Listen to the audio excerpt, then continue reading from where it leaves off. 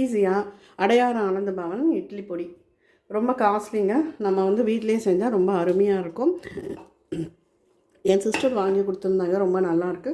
அதோடய இன்க்ரீடியன்ட் தான் நான் இப்போ வச்சுருக்கேன். பார்த்திங்கன்னா நல்லா காரச்சாரமாக ஒரு கைப்பிடி அளவு எடுத்துக்கோங்க. மிளகா வந்து நல்லா ரெட்டிஷாக இருக்கணும்.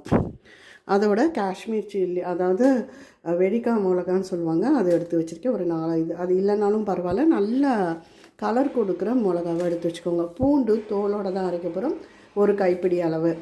அப்புறம் பெருங்காயத்தூள், அதுக்கப்புறம் உப்பை வந்து நான் கல்லுப்பை வந்து நான் தூள் பண்ணி வச்சுருக்கேன். அவ்வளோதாங்க. இப்போ நம்ம வறுக்க ஆரம்பிச்சிடலாம். ஒரு கடாயில் ஃபஸ்ட்டு பூண்டை வறுத்துக்கலாம். பூண்டை வறுத்து எடுத்துக்கோங்க. இல்லாட்டினா நல்லா இடிச்சிட்டு வெயிலில் காய வச்சு தோலோடு அரைச்சிக்கலாம். நான் வந்து அந்த காலி ஆகிடுச்சு, அதில் இருக்க தோலெல்லாம் கொஞ்சம் லைட்டாக எடுத்துக்கலாம். இப்போது இதை நல்லா வறுத்தெடுக்கலாம். சிம்மில் வச்சு நல்லா வறுத்தெடுங்க. நல்லா கலர் மாதிரி வரணும். சிம்மிலே வைக்கட்டும், எண்ணெய் ஊற்ற வேண்டாம். வறுக்கிறது வந்து நல்லா இரும்பு கடாயில் வறுத்துக்கோங்க. அப்படி வறுக்கும்போது நல்லாயிருக்கும் உங்களுக்கு. சீக்கிரம் வறுப்பட்டுடும். ரொம்ப நேரம் நம்ம வறுக்க வேண்டிய இது வேண்டாம். வறுப்படட்டும், பார்க்கலாம். எண்ணெய் ஊற்றாமல் நல்லா அந்த தோல் வந்து ப்ரௌன் கலராக மாறுற வரைக்கும் நல்லா வறுத்துடுங்க. லைட் ப்ரௌன் வந்தால் போதும். இல்லாட்டினா தொண்டையில் வந்து உங்களுக்கு அரிப்பு ஏற்படுத்தும். பாருங்கள், அதில் வந்து எண்ணெய் வந்து லைட்டாக கசிய ஆரம்பிக்குது. இருக்கட்டும். இப்போது ஏற்றி விட்டு பக்கத்தில் இருந்து வறுத்துக்கோங்க. அந்த பூண்டில் இருக்க ஈரப்பசை போகணும். இல்லாட்டினா இட்லி பொடி கெட்டு போகணும். அதுக்கு தான் நான் வந்து உங்களை நல்லா வறுத்துக்க சொல்கிறேன்.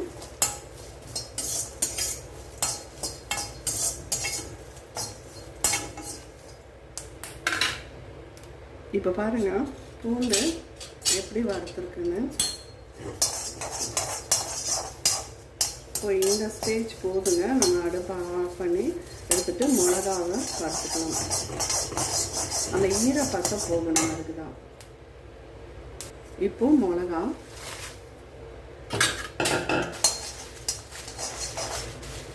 நல்லா சூடு ஏறினா போதும். இப்போ நம்ம வந்து பூண்டு வச்சுருக்கோம் இல்லைங்களா, அதோட கொஞ்சம் பெருங்காயத்தூள் சேர்த்துக்கோங்க. லைட்டாக சேர்த்தா போதும்.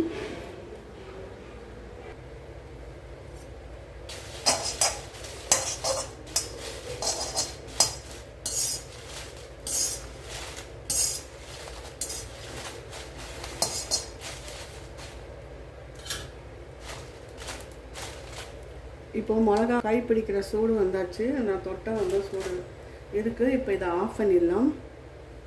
ஆஃப் பண்ணிவிட்டு கொஞ்சம் கல்லுப்பு வந்து தூள் பண்ணி வச்சுருக்கேன், அதை சேர்த்துக்கலாம்.